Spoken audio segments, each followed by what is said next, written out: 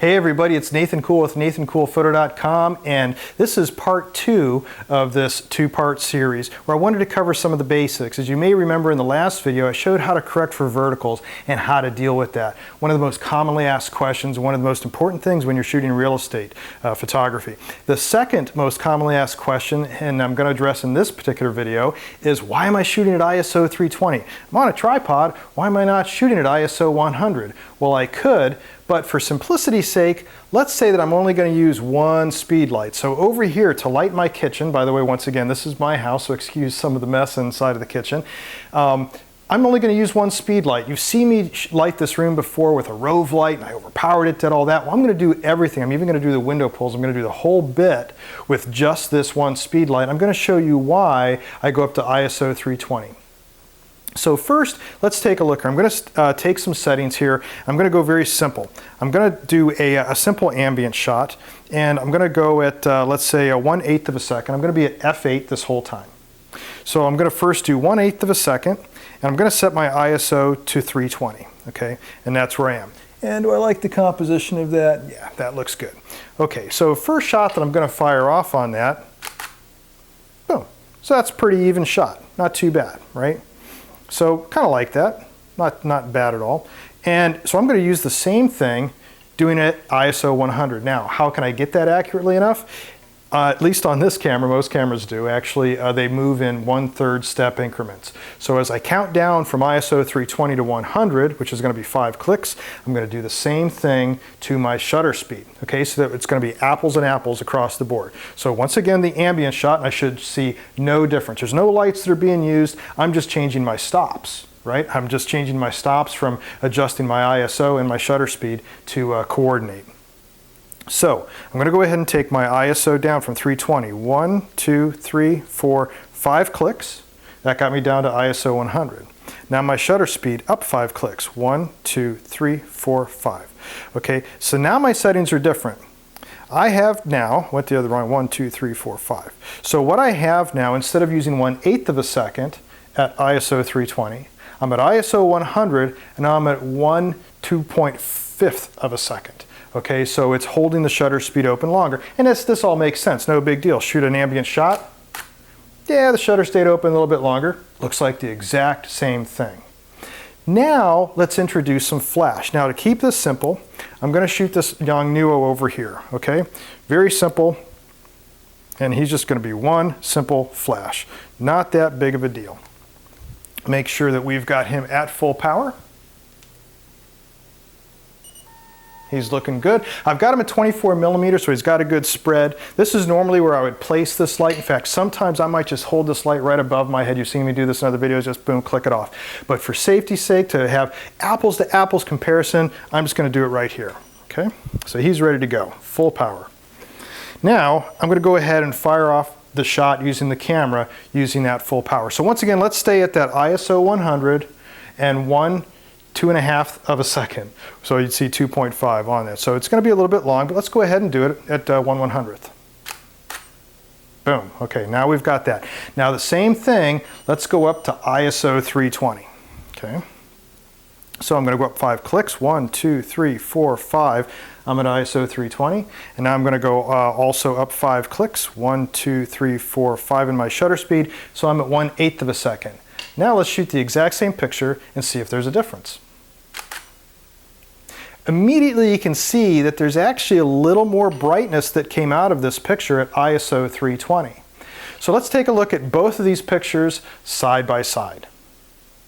Now you can see there's definitely a difference. And why is there a difference between the one that was shot at ISO 100 and one that was shot at ISO 320? We always think, and it's true, that when you're working off of a flash, you're using 2 exposures, shutter speed and aperture. And the shutter speed is for your ambient light.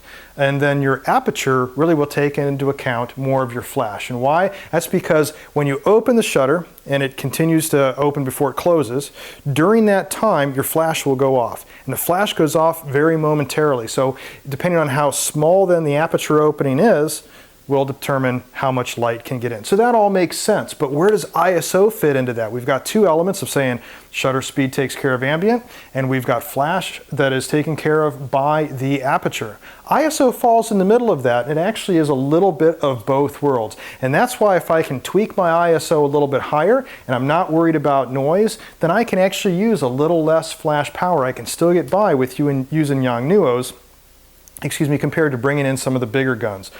So that's really it, is to compensate for that. Higher ISO still means that I can use less flash, and I can still use then a fairly decent aperture without having to go down to like or step it up to 5.6, for instance, and really start opening it up a lot to let a lot of that flash light in. So anyways, that's how the two compare together, and that's why I end up using ISO 320 for almost all of my shoots. But ISO 320 isn't going to get me the window pulls that I want out of this. I'm going to need to go down to about an ISO 100 or so to really get a good pull, because I can only shoot using a flash about 1/160th of a second. So let's do that though. So I can do that, and what I do between shoots is I'll go down to, okay, I'm going to do my window pull. I take it down to 100. I'm going to go ahead then and up my shutter speed to 1/160th of a second. And then you've seen me do this before. I'm just going to pull this guy right off the light stand. I'm going to do two window pulls, one for the door, one for here. So I fire him off, boom, wait for this guy to recharge because he's at full power, and then once he does and he gives me my nice fancy beep, I hit him again, boom, window pull. Now I've got those window pulls, and if you want to see once again how this all goes together, let's step upstairs, let's go back into post-processing, we'll take another look at these, and we'll put together everything as we just shot it. Once again though, the interiors will be done at ISO 320 and the window pulls will be at ISO 100. You ready? Let's go.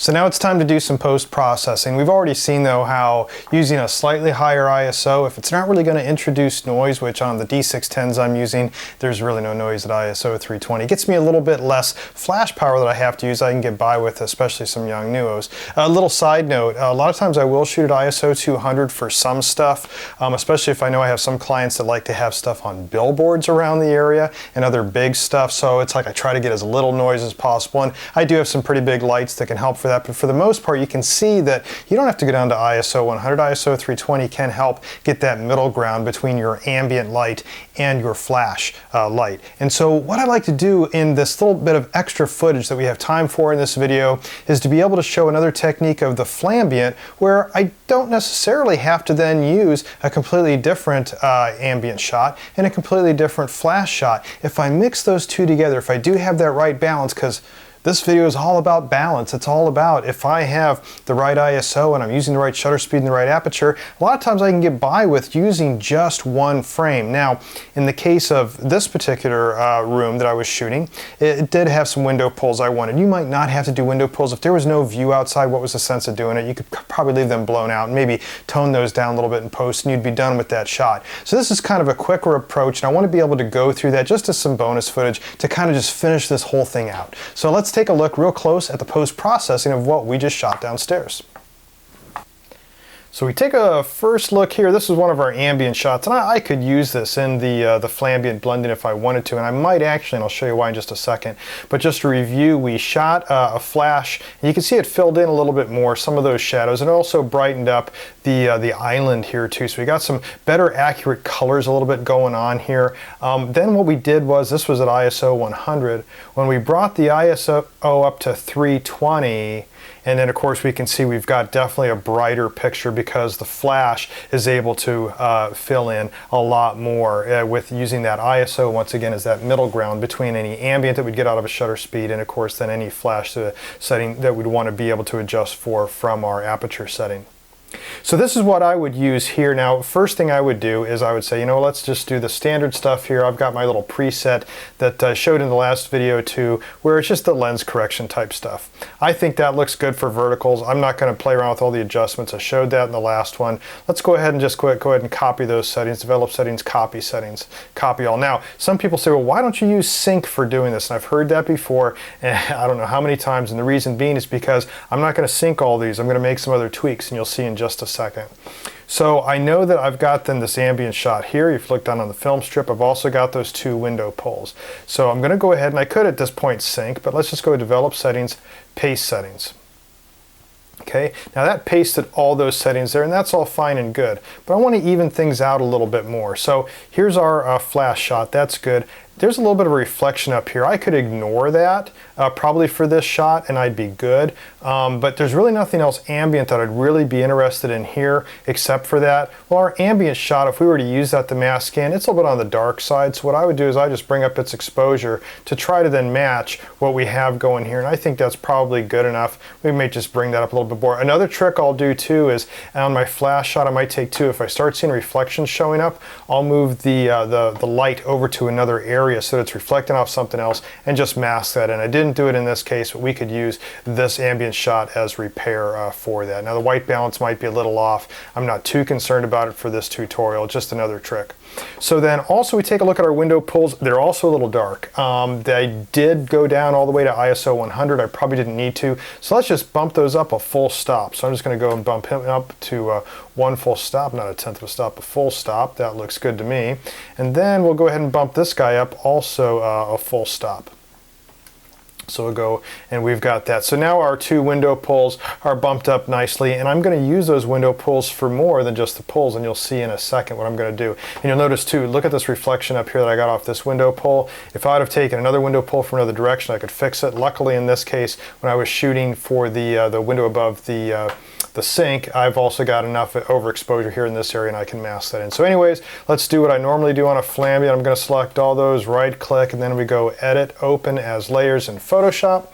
This is going to go ahead and bring all those into Photoshop. Then I'm going to do my typical auto align and then do the Flambient type blending, but with a little bit of a twist. Once again, I don't need to mask in a whole lot of ambient. It was that sweet spot that we found, not just the sweet spot of saying, hey, I can use ISO to get a lot more flash out of what power I'm exuding out of that Yongnuo, but also in this case, it's a pretty even Steven looking thing. So compared to just ambient, compared to flash, the flash definitely sparkles a lot more, but it doesn't look like a flashy shot. It was pretty good balance.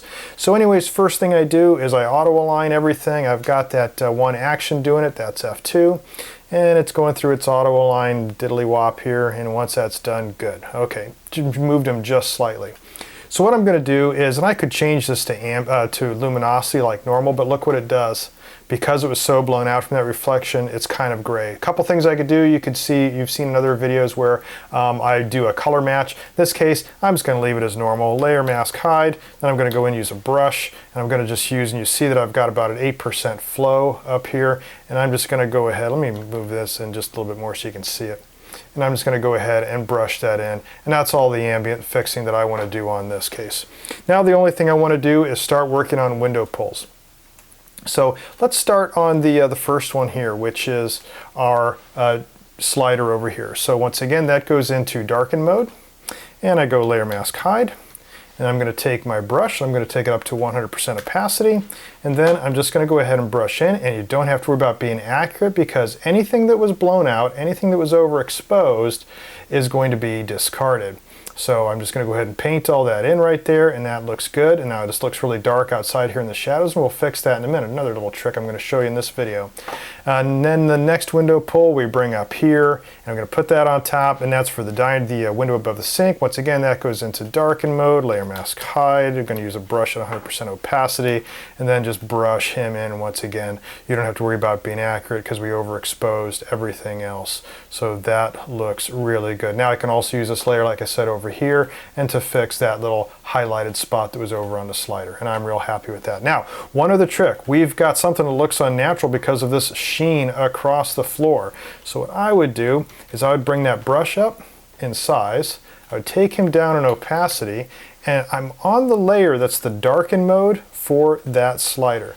And I'm going to go ahead and just paint a little bit of that in there, and that darkens that up. Now, we've also got on here this unnatural looking dark shadow in the backyard, so I'm just going to go to a low flow eraser. I've got it set to about 6%. Just go wipe, wipe, wipe.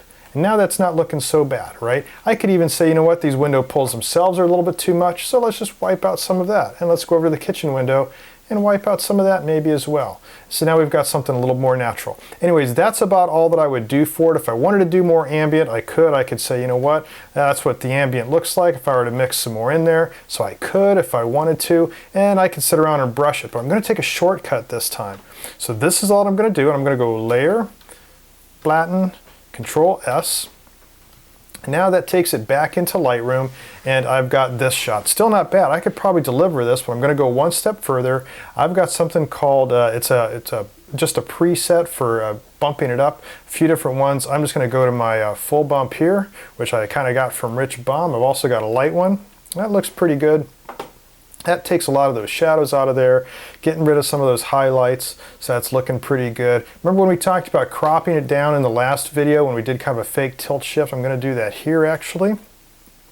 And I'm going to get some of that window. We don't need all that. We're concentrating on the kitchen here. So that's not looking too bad. Ready? I think that's a deliverable photo. What do you think? Let's go ahead and do it. File, Export, and I'm going to call this one ta-da, it's done. And let's go ahead and just export that out. And when it does, our final shot looks like this.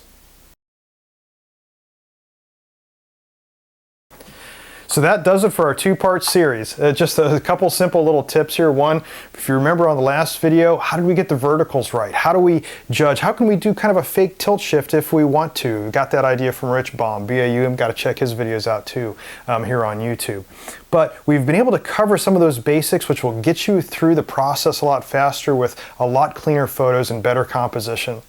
The other thing then we move to is, why am I using that ISO 320? Why don't a tripod use ISO 100? Well, it's because of that middle ground between if we're using the shutter speed to compensate and adjust for our ambient, and we're using aperture to adjust and compensate for anything that we're doing with flash photography, that ISO kind of falls in a sweet middle right between those two. And so having that ISO a little bit higher, as long as I'm not introducing noise, I can use actually less flash power as well. Try it yourself. Experiment out there. That's one of the best things you can do around your house, around your apartment, around your bedroom, anywhere you are. You can experiment with all of this stuff as well. You've got EXIF information in all your photos as you go through it. Take some notes as to what you're doing. Sometimes when I would experiment in doing a lot of this stuff at home first before on site, I would take pictures with the same camera at the back of my flash unit so I can remember, oh, that's how much flash I was using actually out of that as well. Anyways, I hope this was very useful for you. I hope you can get something out of it that will help you along with your photography as well. If you did like this and you'd like to see more videos, you can subscribe to this YouTube channel. It won't cost you anything, and as soon as one of these videos is posted, you'll be the first to know. Well, thanks a lot for watching. Until next time, take care, be safe, and get out there and shoot something.